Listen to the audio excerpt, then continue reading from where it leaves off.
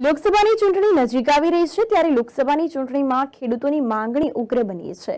બનાસકાંઠાના ખેડૂત આગેવાન દોલાભાઈ ખાગડા વર્ષોથી ખેડૂતોના હક અને અધિકાર માટે સતત લડતા રહ્યા છે અને ખેડૂતોને અત્યારે વર્તમાન સમયમાં પાકના પોષણક્ષમ ભાવ નથી મળતા। જી હા, બનાસકાંઠાની વાત છે। બનાસકાંઠાના ખેડૂતો પશુપાલન અને ખેતી આધારિત ખેડૂતો છે। ખેડૂતોને પાકના ભાવ માટે સ્વામીનાથન આયોગ મુજબ એમએસપી કાયદો લાગુ કરવો અને ખેડૂતોને દેવામાંથી મુક્ત કરવા, એમના પર સંપૂર્ણ દેવા માફ કરવામાં આવે છે। સાથે સાથે પશુપાલકોને દૂધમાં પોષણક્ષમ ભાવ આપવામાં આવે તેવી મુખ્ય માંગણીઓ ખેડૂતો કરી રહ્યા છે। ખેડૂત આગેવાનો સતત લડત લડી રહ્યા છે આ બાબતે।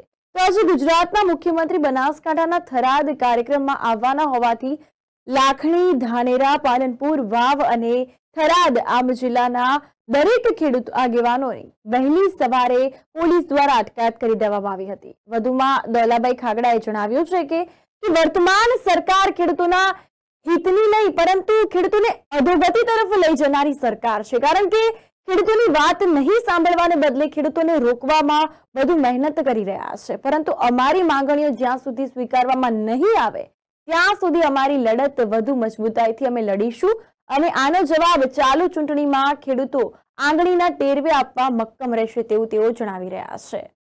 આજે બનાસકાંઠાની અંદર જ્યારે ગુજરાતના મુખ્યમંત્રી આવવાના હોય ત્યારે બનાસકાંઠાના તમામ ખેડૂત આગેવાનોની વહેલી સવારે અટકાયત કરવામાં આવી છે। અત્યારે અમે આગથળા પોલીસ સ્ટેશને છીએ।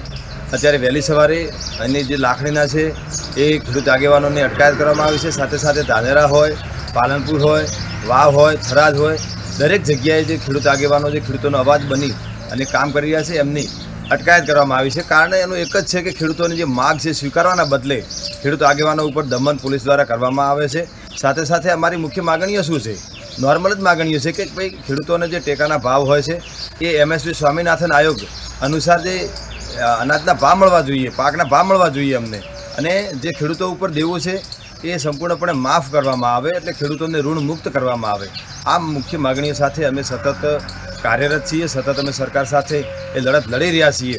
તો ખેડૂતોને જે વાત સાંભળવાને બદલે એ ખેડૂત આગેવાનો ઉપર જે દમન કરવામાં આવી રહ્યો છે, સરકાર જે પોલીસને આગળ કરી અને જ્યારે ત્યારે કોઈપણ સમયે આ લોકો જ્યારે બી કાર્યક્રમ હોય છે અહીંયા ત્યારે એ અમે રજૂઆત કરવાની જગ્યાએ, અમારી વાત સાંભળવાની જગ્યાએ ખેડૂતો ઉપર અને ખેડૂત આગેવાનો ઉપર જે આ રીતની પ્રક્રિયા છે એ ખરેખર લોકતંત્રને એક ગળો જે દાબવાની વાત છે એ આની અંદર સ્પષ્ટ સાબિત થઈ ગઈ છે।